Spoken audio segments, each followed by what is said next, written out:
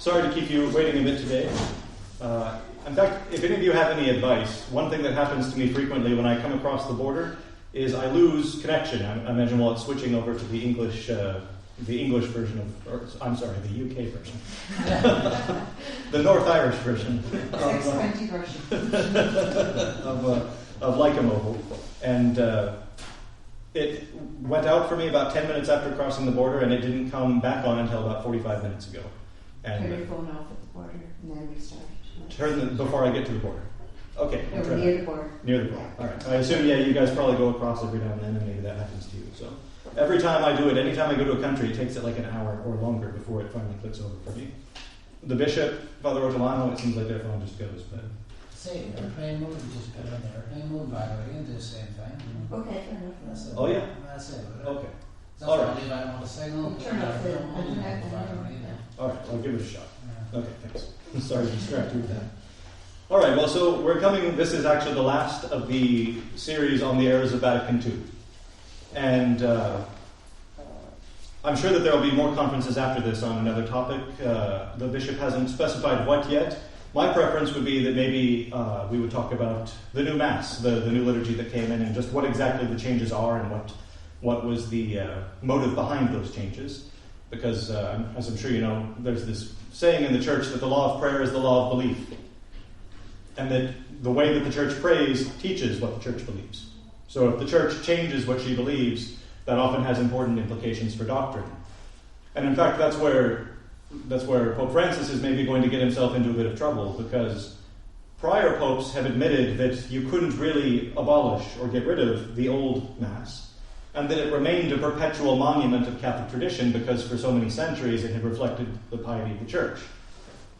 So it always remained a monument of the law of prayer of the Church, even if it wasn't being used widely. But when Francis recently put out his new motu proprio, I think on the Feast of Our Lady of Mount Carmel, I'm forgetting the name, Traditionis Custodes, I think was the name of it. He said that the old Mass no longer constitutes, it is no longer the lex orandi of the Latin rite of the Church. It does not reflect the law of prayer, and therefore neither the law of belief for the Latin Church. And that is important, that means something. So I think it would be good to look at that. I'll give you guys briefly just the last couple thoughts which were in the series of articles we were reading. The main thoughts that were present in there were that the Church was giving strange instructions to missionaries, which is clear enough, sort of follows from all the things we were learning, that if the new approach is all about dialogue and learning from others and admitting that other religions have seeds of truth and all these things, the instructions given to missionaries were no longer to just go and unapologetically preach the gospel and convert people, but rather to go and to learn from all of the heathen pagan that were sacrificing people and throwing their bodies down flights of stairs and all the stuff that they were doing in places. The Church had many things to learn from the seeds of rich contemplative life that existed amongst these religions of human sacrifice and other strange things. I don't think I need to explain that our Lord, the last thing that he said before he left was, go, preach the gospel, convert all nations, baptize them in the name of the Father, Son, and Holy Ghost. It's pretty clear. So that's the Church's mission, is to save souls and to save them from error and to convert people. So those new instructions for missionaries reflect an abandonment, actually, of the Church's primary mission, the primary mission of the Church, which is something we'll get into really in the conference today. What is the primary mission of the Church? What today's conference is going to be about, really, is actually our legal status. Do we have the power to do what we're doing? What is the law of the Church? What is the authority of the Church? Does it actually give the right to people who want to continue doing what the Church has always done? Does the Church have anything to say about that in her fundamental principles of law? Well, it's important to know that. The salvation of souls, that is to say, converting them from error to the Catholic faith, that is the supreme mission of the Church, and it is the supreme law of the Church. Also, quite shockingly, I myself did not know this until I read this bit of the conference. The Second Vatican Council shockingly stated that Catholic children should be given a prudent level of sex education in schools, in Catholic schools. The Church has always condemned this, saying that this is really best left to the parents. And I think anybody who has common sense probably can understand why that is. It's true that the church has a primary right to instruct the faithful. So when it comes, generally speaking, to teaching children, all kinds of natural truths, the parents are the primary instructors. But when it comes to faith and morals, the church is actually the primary instructor even before the parents, because the parents themselves are instructed by the church in these things. Now, I think we can all understand that even things which are true and which the church has a right to teach about, the church does teach about these things. If you read moral theology and canon law, go read a book. Go read the books of moral theology where it talks about marriage and the issues surrounding marriage. It's easily the most complicated part of the church's moral life and laws. So the church has plenty to say about this. But when it comes to, just look at the civilization that we live in. There's something extremely important about whether sexual issues are kept modest and private or whether they're simply spoken very freely about. What often happens when they become casually spoken of in a more or less public setting is, I don't like to use the English word shame because that has a lot of connotations now. There's a Latin word pudor, which sort of referred both to, yes, the shame someone would experience when they did something wrong, but also just the natural sense of modesty that people have about intimate and private matters. I mean, there's a reason, not to be too graphic about it, but there's a reason why you close the door when you go into the restroom, right? It's because you have a sense of modesty, a basic decorum. You don't do this in public. And that's how the church had always felt about issues of sexuality. It's a part of human life. It's there. The church doesn't deny it. The church has plenty of teachings about it. But when you get people used to talking about it in big groups, especially when they're young, you destroy this sense of modesty. And then it becomes very easy to introduce licentiousness because people's sense of natural shame, modesty, that natural sense that makes people draw back a little bit or want to keep that private, goes away. Now, the family, the home, is a private, modest, decent environment for children to be taught about this by their parents. And even then, we say children. I mean, come on, that's not how it used to work. A father would have told his son, the facts of life maybe a week or two before his honeymoon. He would have, told him what he needed to know. And the same thing with mothers and their daughters. That's how life worked before. And the idea that children need to be taught these things, especially in any kind of semi-public environment, is just wrong. I was shocked to hear that the council had actually suggested it. I didn't think the council went that far. But anyway, those were the last two main errors that the author mentioned about Vatican II. Then, when that author was concluding the whole series of lectures, that author was saying, well, what do we do now? So we understand there's these problems, so what do we do? I think that article was written at a time maybe when people thought that Paul VI was just going to wake up one day, or even John Paul II would wake up one day and say, you know what, we've made a big mistake. This isn't working like we thought it would. But I think in hindsight, it's difficult not to conclude that these people knew exactly what they were doing, and they weren't making a mistake, but they were, in fact, doing what they meant to do. That's my personal belief. That might be a rash judgment. I hope it's not. I hope God doesn't hold me too guilty for saying that. But it appears to me that they could not have known what they were doing. And so I didn't find that particularly helpful, the thoughts that they had, because they basically just said we need to convince the hierarchy that they've made the wrong choice and that if they want the church to survive, we have to go back to tradition. Good luck. Good luck. Go down and have a chat with your bishop, have a heart-to-heart chat, and I'm sure that he will listen to you like a pastor and give you the dignity of a hearing. I'm sure you'll get that. I don't think that's particularly helpful. But so what do we do? What do we do? We're in this strange situation where it looks like authority and truth are split. And so for many people, there's a kind of crisis of conscience about things because they say, well, look, all through history, you're supposed to be with the Pope. You're supposed to accept ecumenical councils. You're supposed to do these things. And in fact, all through history, not doing it would be essentially proof that you've made a big mistake, right? It would be proof that you have. This is kind of the nature of modernity and the whole modern crisis, and that's what I want to talk about, is what happens with the law, what happens with authority, what happens with society, because the church is a society, and all of these things are things that concern the public life of the church. And what are our duties, therefore? And what are our rights? What are our obligations? I think a mistake that you could make talking about this would be to try to get into the nitty-gritty of tit for tat, this law, that law, arguing about this person's intention, that person's intention. I will get into some of the church's laws. We'll get into that a bit towards the end. But I actually think what will help you most easily to understand how to think of this is really fundamentally to get down to the absolute ground level of principles. And I hope this conference is not too ambitious. But I think if we can understand these principles, I think we'll understand exactly what we're doing and what we have to do.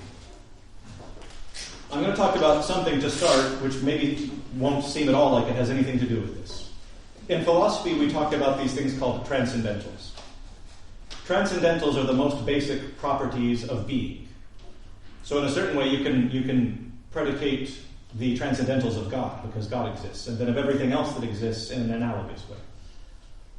The transcendentals are sort of like the most basic concepts that apply to everything that exists. And there's three main ones, and then there's some other derived ones, they call them. But the three main ones are the one, the true, and the good. We can say that all of these things are what we call convertible with being. They are interchangeable with the concept of being. In terms of, in and of themselves, they are the same thing as being.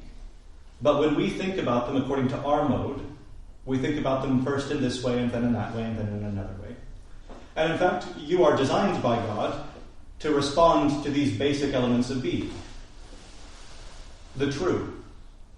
The highest part of your soul is the intellect, and the intellect is designed to perceive the truth. The good.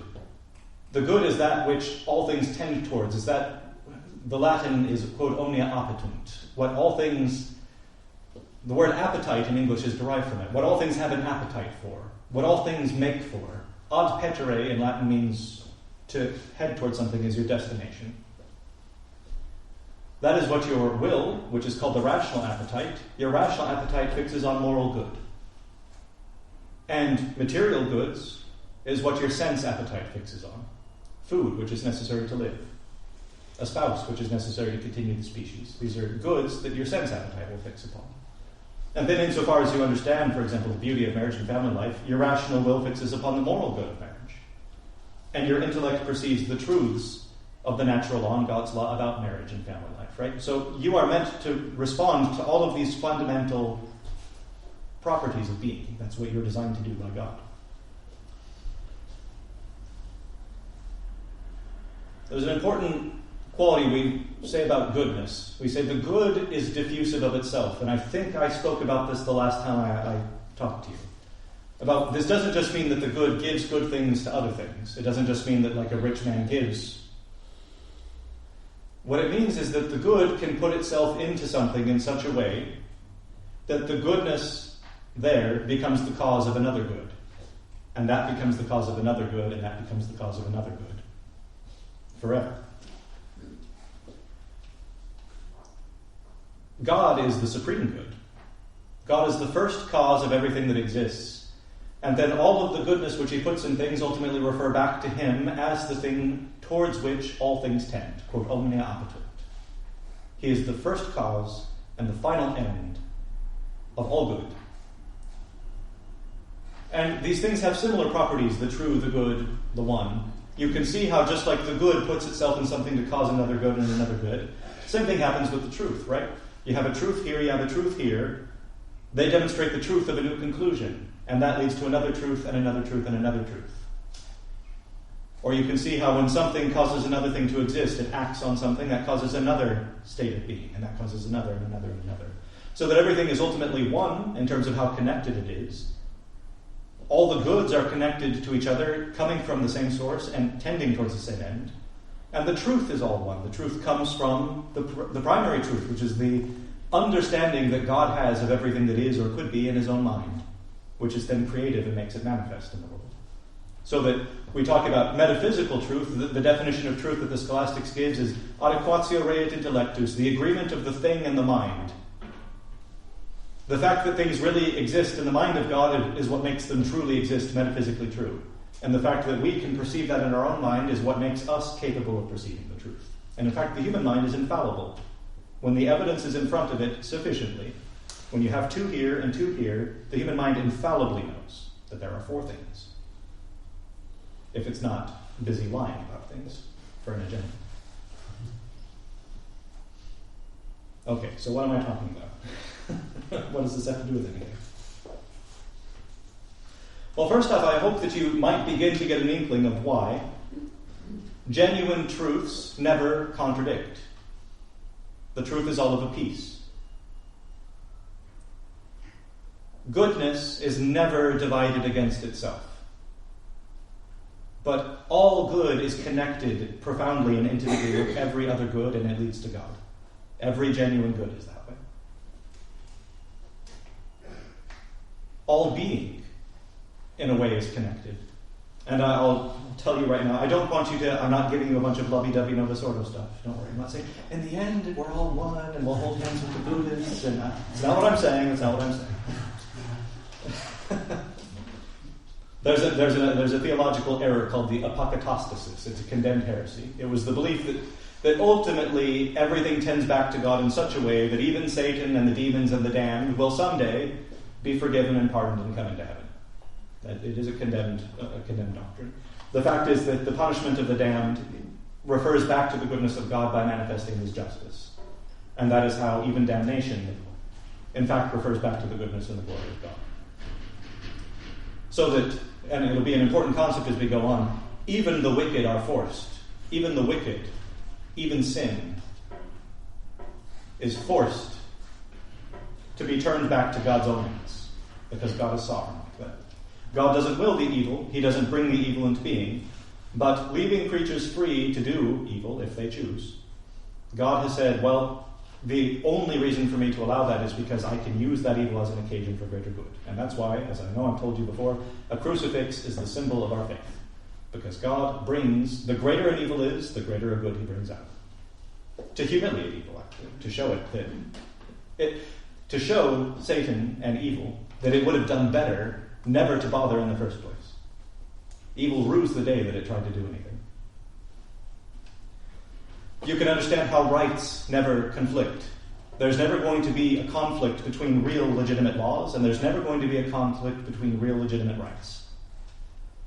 Because what is the right? The right is what's right. It's what's good. It's what's true. It's what is. And as we've seen, all of this is one thing. It's never really divided. Never.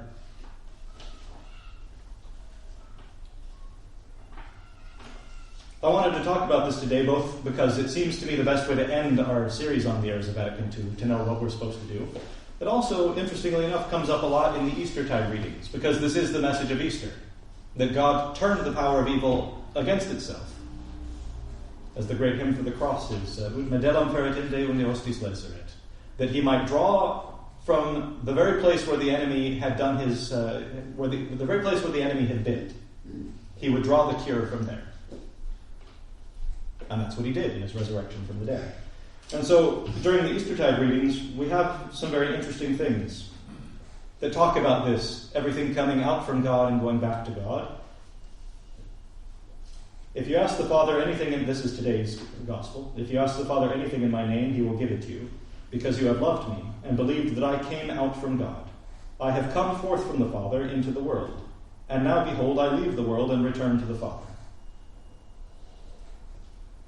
The Fathers commenting on this say that coming from God into the world and going back to God from the world, our Lord has spanned the whole chain of being. He's come from God, He's come into the creation, He's leaving the creation and going back to the Creator. This is why when we ask Him for anything in His name, He is the man to give it, right? Because it's all His.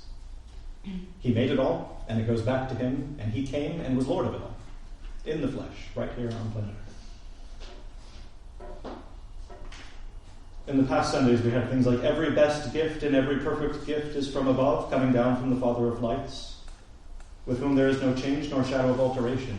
The collect at today's missal was about Deus a quod bona cuncta procedum, God from whom all good things proceed.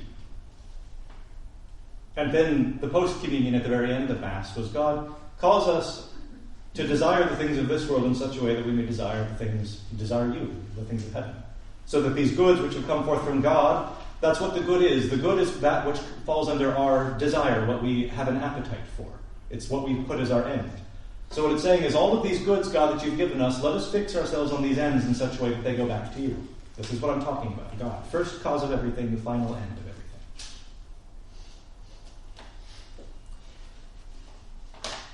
To bring it a little bit closer to the point that I'm trying to address today, the point of law and justice, society. In today's epistle reading, St. James makes reference to a perfect law of liberty. This is another thing that modern people find kind of contradictory. The modern mind is having a hard time with things because it sees authority and it thinks authority should just be obeyed because it's authority. And a modern person, by a strange schism in their own mind, also resents authority because they want liberty. They want to be able to do what they want. It's kind of strange, the trick that they've pulled on us. What they've convinced people is to be free in their moral lives, to do whatever they want in their moral lives. But then they want the government, these people who want to be free to do whatever they want in their private lives, also want the government to make you wear a mask and get vaccinated. They want to get abortions, they want to be free for that. But in America, they tried to tax people for drinking 32-ounce sodas. And when people said, isn't it my body, my choice? They said, it's going to make you fat, 32-ounce sodas. They said, is it my body, my choice? No. Vaccine, mask, my body, my choice? No. The modern world is very confused about these things. Modern people would find law and liberty to be almost opposites. If there's a law, you're not at liberty. If you're at liberty, there's not a law. That's how a modern person would tend to think about that. What could that mean, a perfect law of liberty? We saw something very similar in the epistle reading just 2 weeks ago. This is not very Novus Ordo advice. Be subject to every creature for God's sake. If you're grasping what I'm talking about, you'll understand how a Christian can be subject to every human creature for God's sake, because it comes from him and it goes to you. Be subject to every human creature for God's sake, whether it be to the king, as the one who is most excellent, or to the nobles, the leaders sent by him. Duces is the Latin. Be as free men, not making your liberty, your freedom, a disguise for wickedness, but rather be God's slaves. You see the contradiction, or the apparent contradiction? Be as free men as God's slaves. This is definitely not Novus Ordo advice. Slaves, obey your masters in all fear. I missed that in Gaudium et Spes. Slaves, obey your masters in all fear. Not only the good masters and the gentle ones, but also the bad ones.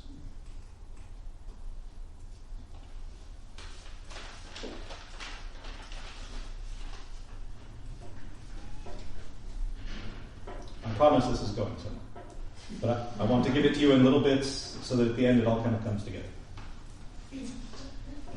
What is liberty? We're seeing here this contradiction, liberty and a law. What is liberty?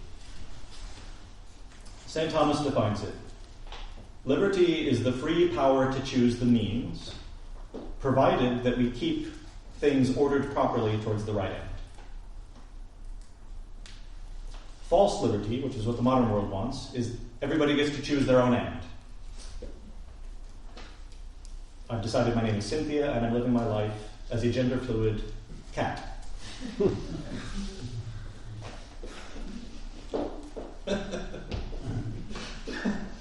If you don't laugh, you cry. Right?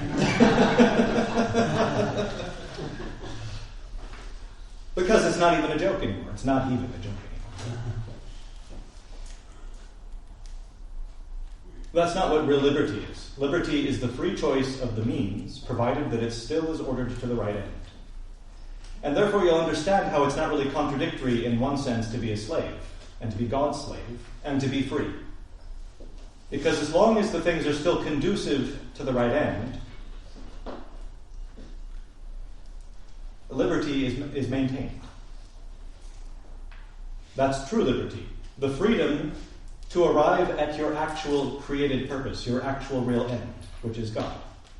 Anything which deflects you from arriving at God, that is slavery. That's genuine slavery. That's terrible slavery.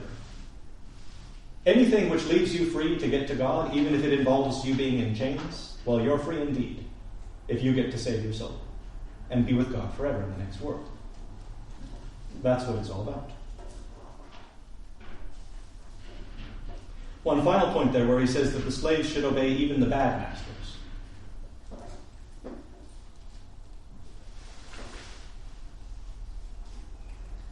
That's what I was saying.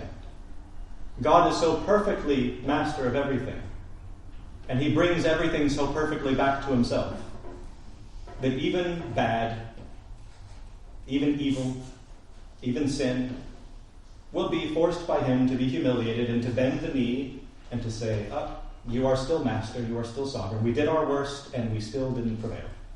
And not only did we not prevail, but we actually we were the authors of our own demise.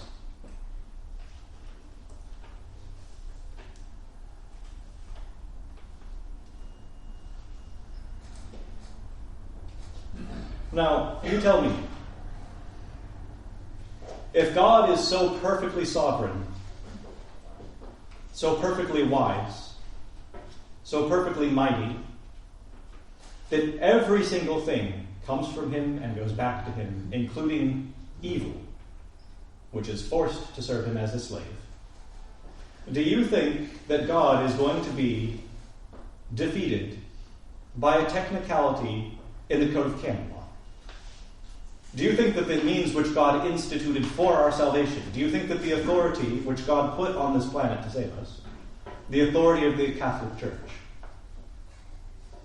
do you think he's going to be foiled in the salvation of souls to his own glory by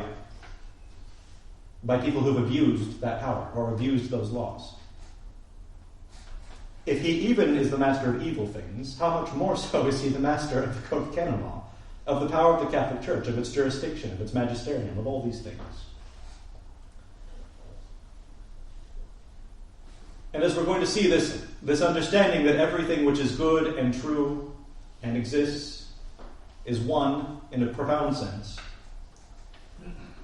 this is going to be a big part of the answer for what we do and what the laws are about and what the jurisdiction of the church, the authority of the church, is going to have to say about our situation.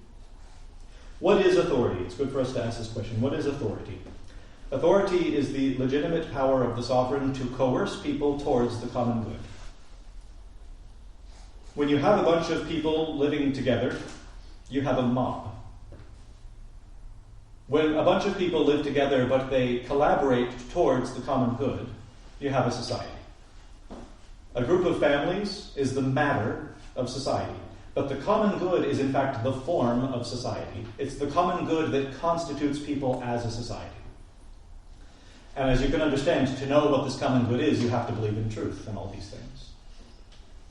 So in a society which no longer accepts objective truth, and in a society which no longer believes that there is a genuine, real, final common good which we all share, but that everyone gets to choose his own end, I hate to break it to you, but you don't live in a society.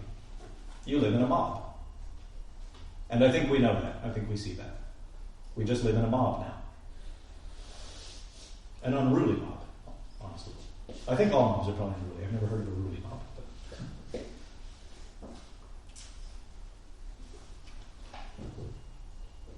we understand that in this world, people have original sin. They have this tendency to prefer their private goods, their particular goods, even often their misunderstood particular goods.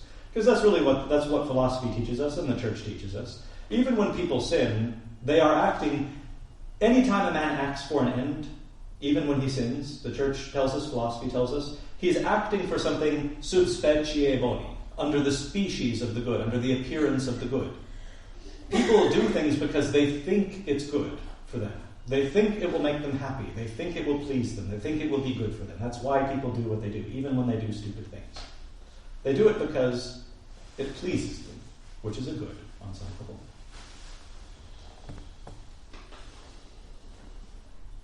Knowing this, right reason, natural law, and also the church tells us that authority exists to make sure that when people try to be unruly and go after this and that and other particular goods, the state can bring people back and say, no, there's a common good. And in our Catholic society, we want you to be totally free to choose all of the legitimate means which lead still to the common good. You can choose your state in life. You can try to be a priest. You can try to be a monk. You can try to be a married man. You can be a dentist or a doctor or a lawyer or a garbage man. You can be anything that you like. You can work. You can do anything honest with your life at all. And we want you to be free in all these ways. We want you to have your own property. We want you to have the capital that you need. We want you to have, what do they say in America all the time? A chicken in every pod and a cow in every barn, things like that, right? We want people to be free and to have good lives. But we don't want people to be free to come out in public and say, I think Bob and Steve can get married. And I think 2 and 2 are 5, and I think squares are circles, and I think blah, blah, blah, blah. We're not interested in that in society. And St. Paul tells us, again, it's not a very Novus Ordo piece of advice or a modern way of thinking, but he tells us the state has the sword, and that it has the sword for a reason. Civilization absolutely has the right to put a sword in somebody's face and say, I'm sorry, you're free to do a lot of things, but you're not free to do that. I'm very sorry. Get with the program. Now the problem is, we live in wicked times where people have no sense of the common good and no sense of truth. So when somebody puts a sword in your face now, it's almost never for the right reason. It's almost never to try to get you to do what God wants you to do, right? It's kind of the opposite of that now. And that's the whole point of what we're getting at. So we know that the common good is the very form of society. It is the thing for which society exists and the thing which constitutes society. There are 2 perfect societies that have this kind of sovereign power, the state and the church.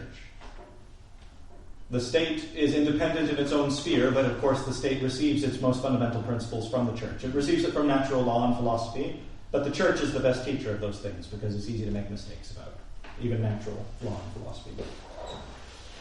Okay, so we know that authority is going to be rooted only in this. Authority exists only for this common good. What about a law? A law which is, what is the definition of law? An ordinance of reason. An ordinance of reason. For the common good. Promulgated by that one who has care of the community. So that is to say, the authority, the duly constituted authority, has the right to promulgate a law which is reasonable for the common good. One of the things you're surprised to learn when you study moral theology as a seminarian, you get to the section on when you don't have to obey things. We all know you don't have to obey when people ask you to go contrary to faith and morals, right? But many a seminarian has found to his joy that if there's not a reasonable basis for something, you're free. You can obey if you have great humility and interior perfection. But if something is not founded in reason, you actually get to ignore it if you want. And I joke with it because, of course, seminarians are tempted to use this information in wicked ways. I don't know. I think the rector of the seminary is just unreasonable. So, obviously, that's not even a law. What an unreasonable thing to say. We're not going to do that.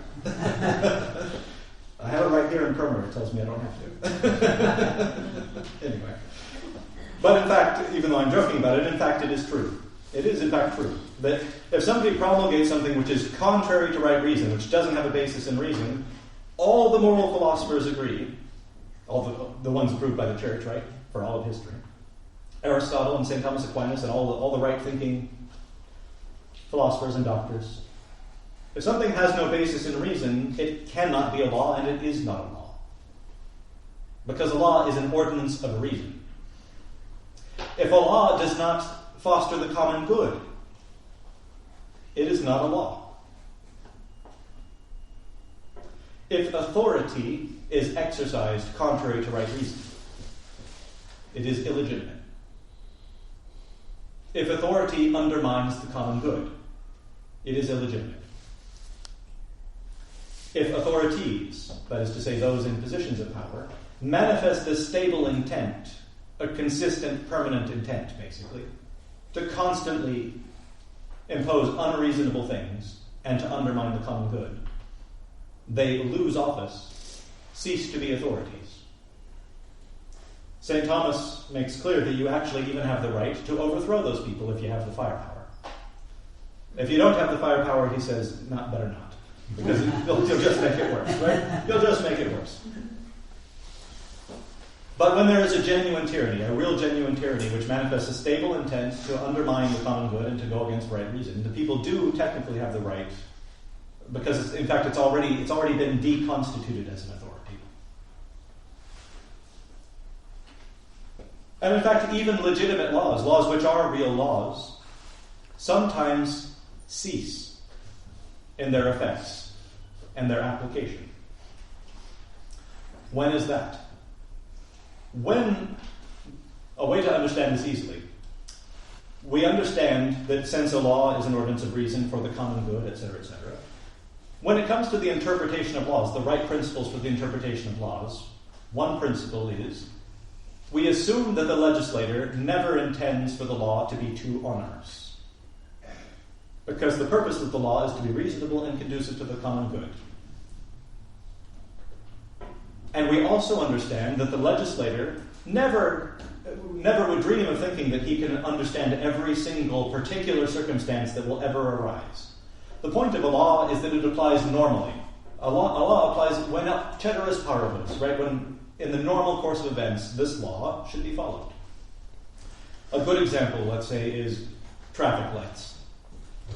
There's a good reason, it is in fact an ordinance of reason that tends to the common good to say you stop at a red light. And in the normal course of events, thank God that that's what people do, right? Imagine what life would be like if nobody stopped at red lights. Now, let's say that it's 11 o'clock at night and the roads are empty and your child is dying and you are rushing to a hospital and you come to a red light. Are you going to say, oh no, I need to wait the minute and a half before it turns? No, you're going to look and say, okay, the coast is clear and I have an important thing to do. In that particular instance, because the law as written, which is normally a good law, a perfectly fine law, but in that particular circumstance it becomes contrary to reason and contrary to the common good. So it ceases, in that moment, in that circumstance, it ceases to be a law. Or it ceases to have its effects. And this is actually called epikeia, which St. Thomas and other philosophers say is actually the highest art of law. When you understand the principles and the purpose of law, which is that it comes from God and it goes back to God, it's conducive to the common good, right? When you understand these principles so that you are capable in a set particular circumstance of applying and really following the law contrary to its letter. You act contrary to the letter, or without regard for the letter, but in fact you fulfill the law because you are acting reasonably for the common good. That's what the essence of the law is. St. Thomas Aquinas, describing this principle, it is not possible to lay down rules of law that would apply to every single case. Legislators in framing laws attend to what normally happens. But if the law were to be applied to certain cases, it will frustrate the equality of justice and be harmful to the common good, which the law always has in mind. In such cases, it is in fact bad to follow the law, and it is good to set aside the letter of the law, and to follow rather the dictates of reason, justice, and the common good. That is why it is written in the Codex of Laws and Constitutions. This is the great body of Roman law. Without doubt, he breaks the law, who, adhering to the letter of the law,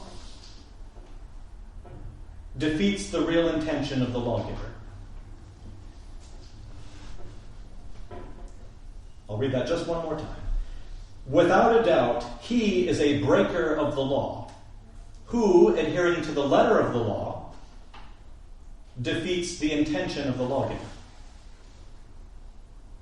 If, in a given circumstance, adhering to a letter of the law causes you to act contrary to the very purpose of law, the law itself says, that is the great body of Roman law that was followed by all of the great Catholic states forever and ever, right?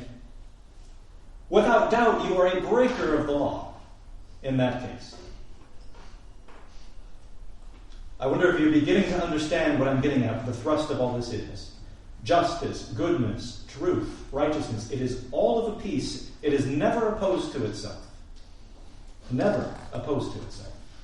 And in any case where it appears to be, where some sort of conflict arises, a right-thinking person understands from the first principles of law and the common good and all of these things, a right-thinking person will understand, in this particular case, I have to use my head.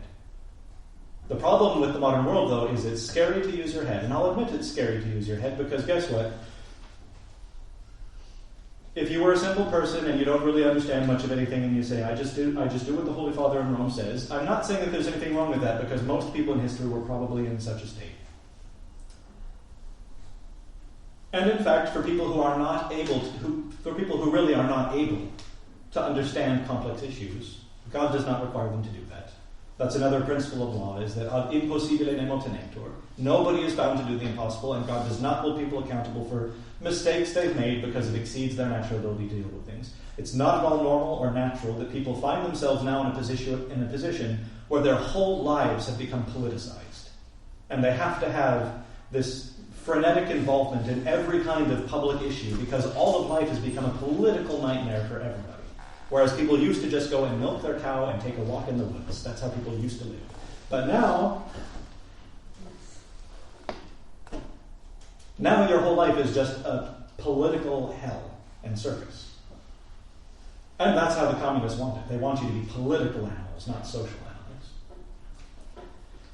But for those who are capable, and most of us are fairly capable, there's a reason why laws are written. They're written because there's a reason why the church writes catechisms. There's a reason why the Holy Father promulgates encyclicals. Why is that? He assumes that people can read and understand, or that if you read it to somebody who might be illiterate, they can still understand what you're saying. Right? Most people are capable of understanding.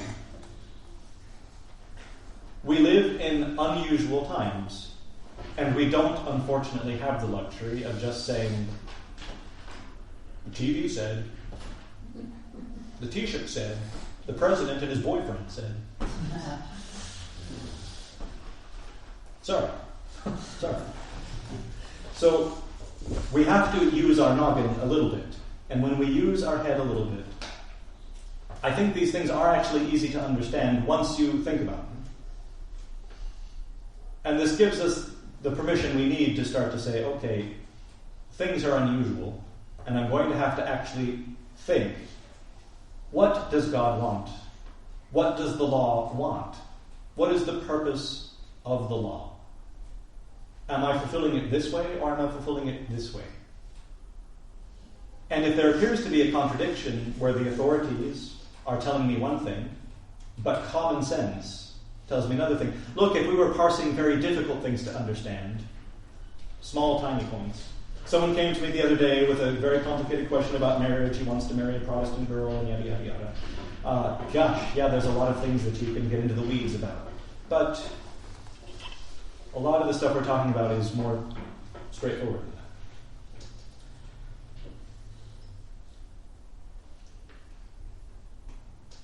So what does the law want? Let's just look at a few principles of the law. There are a couple of great principles for the interpretation of law. Principles which were understood to be fundamental, so fundamental they weren't even written in the Code of Canon Law. It was just understood as soon as you open this book of canon law, you already know these principles. The first principle for the interpretation of the Church's law. Salus animorum suprema lex. The salvation of souls is the supreme law. That is what the law of the Church has in mind. The salvation of souls for God's glory. Anything that contradicts that in a given circumstance is contrary to the law of the Church, even if the local bishop is the one putting a stamp on it. And, to be clear, if I put a stamp on it, that's the law. Throw me in the lake if I start telling you to do the things that they tell you to do. For my own good, throw me in the lake.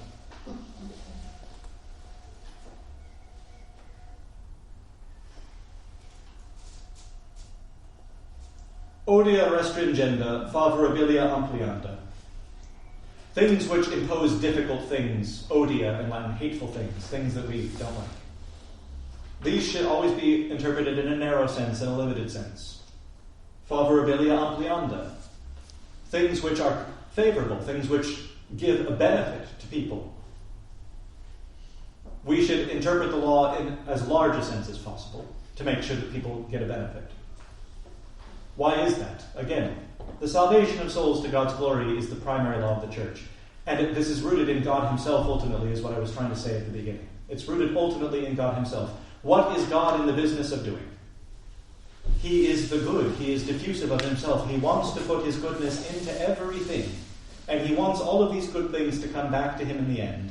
And for everything to be one and good and true and right to his glory. He is not looking for pretexts to condemn you. He's not looking for a legal technicality for him to rub his hands and say, you violated Canon 2256. Hell for you. That's not how he works. The laws are for our salvation, and they are to bring us back to God. Right now I'm just giving you principles of interpretation. Sacramenta propter homines. The sacraments are meant for men. This means where there's a doubt about whether a sacrament should be performed, the judgment is it saving souls? Is it conferring benefit on men? Lex positiva non obligat sub grave incommodo. The positive law does not oblige under a grave inconvenience. Which is again what we were talking about a minute ago, that we understand that the legislator would never want to impose too heavy a burden on people. So that whenever the law prescribes something, if in fact it imposes a grave burden on people, the law ceases to apply. If you are sick on Sunday and cannot get to Mass, guess what? The law itself tells you that you are dispensed from the obligation. The priest doesn't even have to tell you that you're dispensed. The law dispenses you. Let's look at just a few of the actual laws of the church. Those were principles. Let's look at just a few of the laws. In common error, which is a phrase that means whenever there's a public situation that could cause confusion. Actually, it doesn't even have to be public. Whenever there, well, it does, because it does have to be somewhat common. It's a confusion which is shared, something which could publicly cause error. In common error, or whenever there is a positive or probable doubt about a matter, whether of fact or of law, the church supplies her authority, her jurisdiction, as much for the internal as for the external form. Now, some of that might have sounded like Chinese to you, if you haven't studied things. I'll put it into plain terms. Essentially, what this law of the church is saying is that whenever there is a confusion about a point, and people are acting in good faith, people aren't being sneaky, they're not lying, they're not just looking for an excuse. Whenever people are really and genuinely confused and acting in good faith, and they have a doubt, and they're doing something which requires the authority of the church to be permitted, whether it is something in the external forum, like, for example, maybe consecrating a bishop without permission, or whenever it involves something in the internal forum. The internal forum, more or less, is the confessional. You come to confess your sins to the priest. There are some sins which are called reserved sins, for example, where the priest, even a normal priest, the parish priest, wouldn't have the authority to absolve, but he would have to ask permission from the bishop or the pope to absolve certain sins, certain particular sins. For example, if a priest reveals the sins of others that he's heard in the confessional, that's reserved to the Holy See. You have to write to the Pope to be absolved of that sin. What it's saying is, even in the internal forum, when there's doubt about the jurisdiction or about the matter of law or fact, the church supplies her authority. She gives the authority that is needed to make sure that act is ratified, legitimate, valid. Another very illuminative law. The faithful can, the Latin here is ex qua libet justa causa, for any just cause whatsoever. Qua libet, it means whatever you want. Justa causa, qua libet justa causa. Whatever just cause. The faithful can ask for sacraments and sacramentals even from an excommunicated priest or bishop. And this is all the more so the case if other ministers are not available to do so. In the proper way, especially. Because there's also an important principle of moral possibility. Maybe there is a priest over there who could give you the sacraments, but he refuses to use the Roman Missal, or he refuses to use the proper prayers. You would say, all right, well, I'm not going to go to that one for it. Is there a priest around, even an excommunicated priest, who will do it properly? Okay, I go to him. So, the faithful, for any just cause whatsoever, can ask for sacraments and sacramentals even from an excommunicate. All the more so if there are no other ministers. But see, that's maxime si, all the more so if. But it doesn't even have to be that. You're still allowed to just go to an excommunicated priest if you want. It just says, but even more so, if. In other words, either way. Whether there is or there isn't. It's better if there aren't others. But even if there are, the law is still giving you the power to do it. And also, in that case, the excommunicated priest himself, who has been asked, he is allowed to administer the sacraments to them. Neque ulla tenetur obligatione causam arequunt per contanti. And he doesn't even have to ask that person what reason they have for requesting the sacraments from him. So the law does say that you, as a layperson, you should have a just cause for asking me for the sacraments. But if you come and ask me for them, I don't have to ask you what your reason is. You should have one, but I don't have to ask you.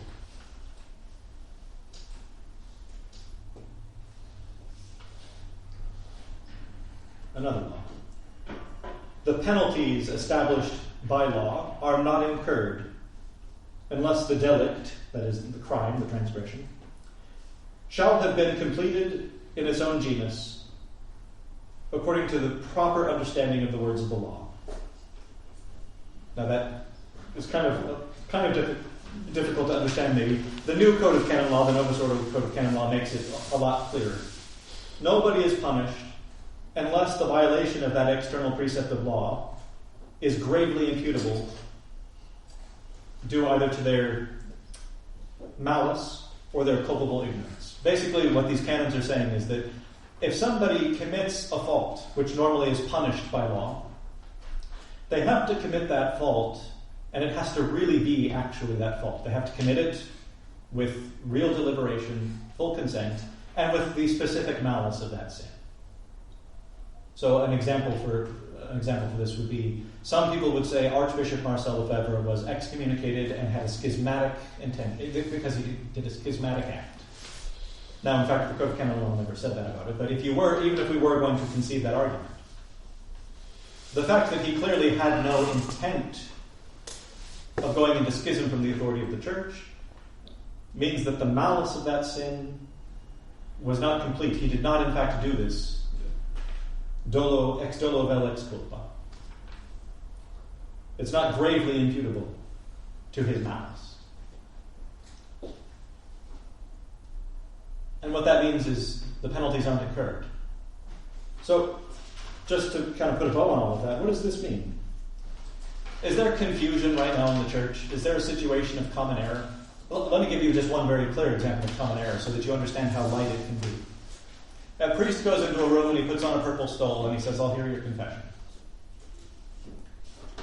Long before the council, the philosophers, the theologians, the lawyers, they all said, well, what is this common error? What would this be?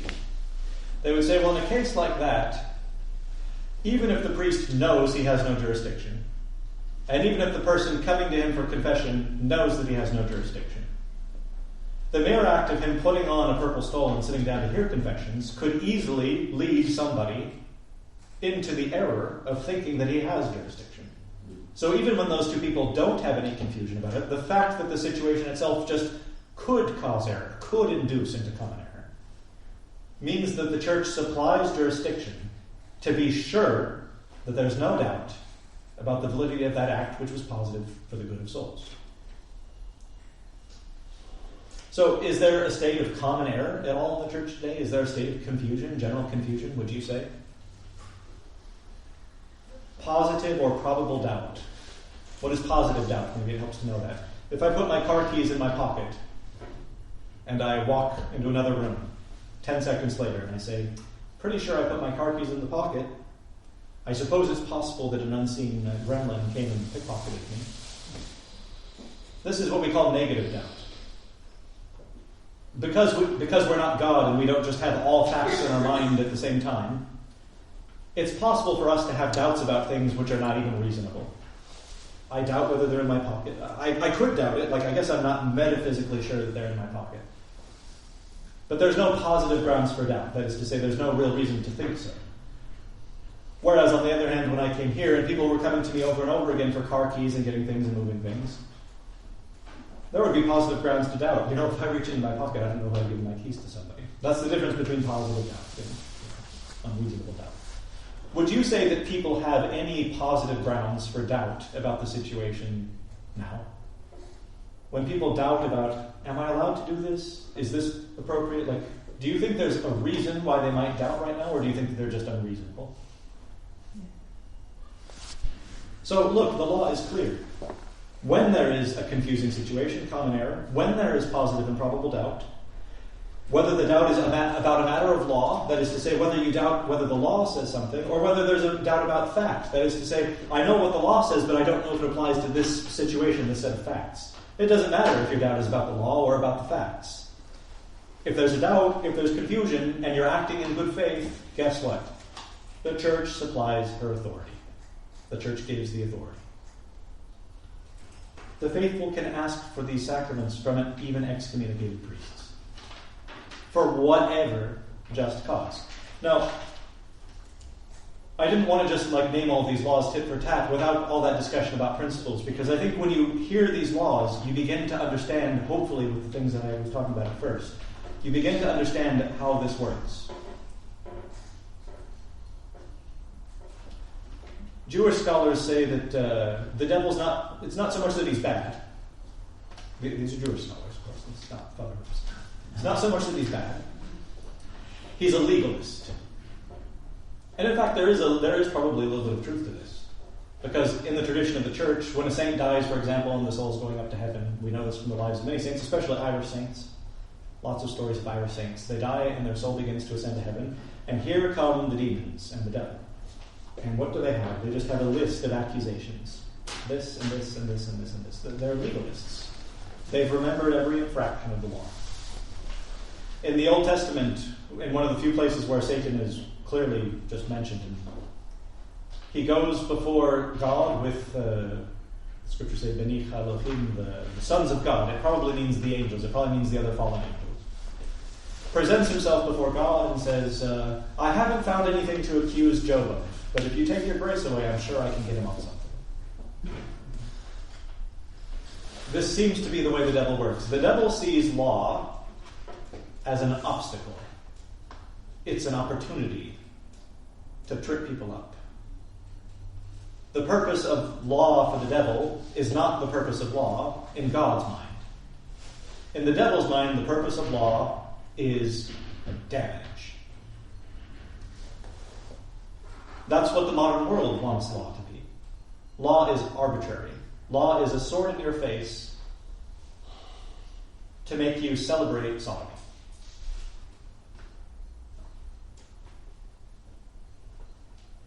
If we use our head, we understand that that's not a law, and that the sword in your face shouldn't be there.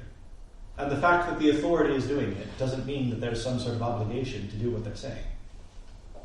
It's very strange that we live in a time where people have gone so completely mad. Completely mad. The Latin word perverse, the word perverse comes from the Latin word perverto. Pervert, right? What it means is to turn something exactly backwards, to turn it all the way around. Those are the times we live in, where things are just turned exactly backwards. And we have all these things in our head which are contradictory, and they're contradictory because we have embraced, I hate to say it, we've embraced liberalism. Liberalism says, everybody choose your own end. And so it destroys the common good. It destroys the unity of goods and truths and all of these things. And it introduces, therefore, into our minds great confusion about who's in charge, what's the law, what am I supposed to do? And sometimes it's easy to understand with the state, how the state can go wrong because it's just the secular power, right? But I understand that it is confusing even in the church. And sometimes we can have a more, profound talk about, mystically what's happening in the church. To just give you a tiny sneak preview, maybe I would say there's a great mystery in the death of our Lord. When our Lord is in the tomb, His flesh, his human nature, his flesh, remains united to the Godhead in the hypostatic union. It remains sacred, it remains holy. But it's dead. And his soul is separated from his body in hell. There's a great sort of mystery in that the dead body of our Lord somehow remains sacred and united to God in the hypostatic union. It remains life-giving flesh.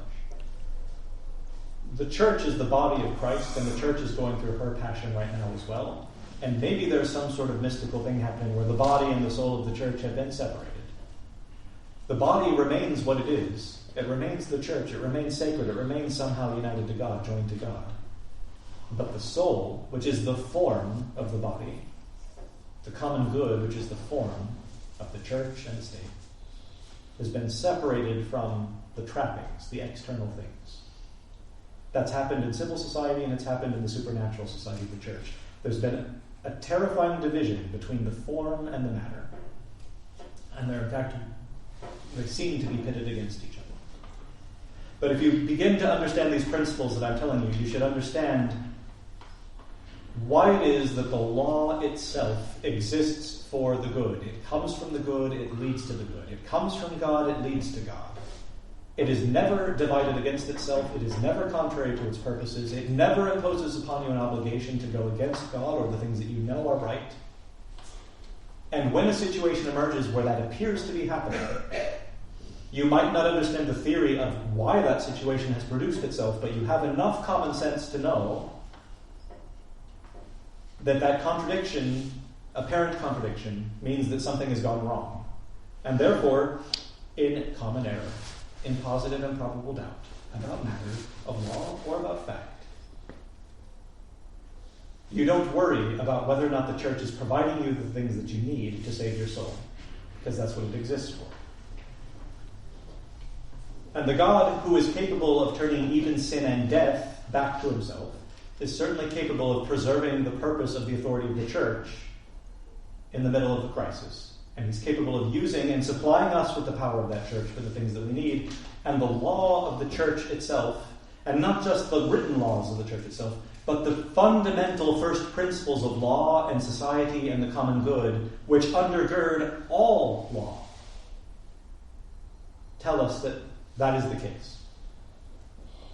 I hope you've been able to understand some of that, and I hope it gives you greater peace or understanding about the situation we're in and why we are free to do the things which it appears that we must do to continue to save souls and give glory to God.